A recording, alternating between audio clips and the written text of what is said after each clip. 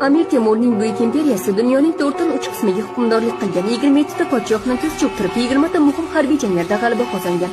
100 ga yaqin jang o'tkazib, hech birida mag'lub bo'lmagan. Tarixga ismini yengilmas Turon xoqoni Sohibqiron Amir Temur deb yozdi. Men hamma yerga shu uchun tug'ilmaganman. Men zabt etish uchun tug'ilganman.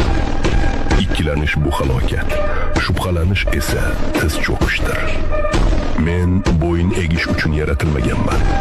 Omad ehtiyotkorlar uchun emas, unga qat'iyat bilan intilganlarga keladi.